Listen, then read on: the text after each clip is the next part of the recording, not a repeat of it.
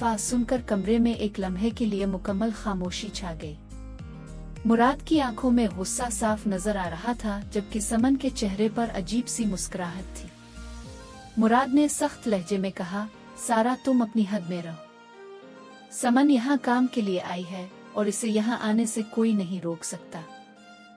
सारा ने फौरन जवाब दिया, काम के लिए? मुराद, मैं सब कुछ देख रही हूँ। तुम दोनों के दरमियान क्या चल रहा है मुझे सब समझ आ रहा है। समन ने आगे बढ़कर कहा, आप गलत समझ रही हैं। मैंने कभी आपके रिश्ते के दरमियान आने की कोशिश नहीं की। सारा ने तल्खी से कहा, कोशिश नहीं की? पूरा दिन मेरे शौहर के साथ गुजारना क्या कहलाता है?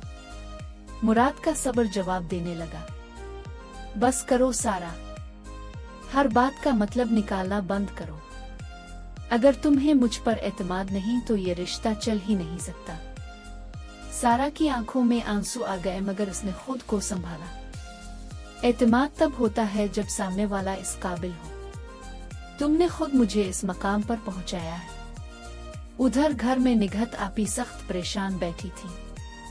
उन्हें लग रहा था कि हालात हाथ से निकलते जा रहे हैं। उन्होंने दोबारा अजरा को फोन किया। अजरा, तुमने मुराद से बात की? अजरा ने धीमी आवाज में कहा, नहीं आपी, अभी तक बात नहीं हो सकी, लेकिन मैं कोशिश करूंगी। निघत ने परेशान लहजे में कहा, जल्दी करो अजरा, अगर ये मामला मजीद बिगड़ गया तो घर टूट जाएगा। उधर सलमान अपने वालिद के साथ दफ्तर में बैठा था, मगर उसका जहन कहीं और था। इसे लग रहा था कि घर में कुछ बड़ा होने वाला है। अबू ने इसे देखा और कहा, काम पर ध्यान दो सलमान, कारोबार जज्बात से नहीं चलता।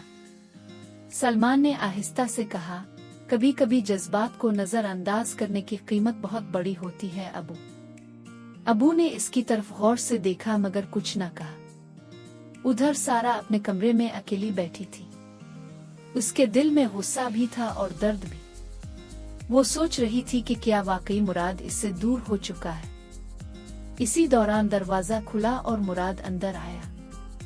दोनों की नजरें एक दूसरे से मिले, मगर कोई कुछ ना बोला। आखिरकार मुराद ने खामोशी तोड़ी। सारा, मैं आखिरी बार कह रहा हूँ, हर बात को मसला मत बनाओ। सारा ने मजबूत लहजे में कहा, और मैं आखिरी बार कह रही हूँ, मुझे नजरअंदाज करना बंद करो।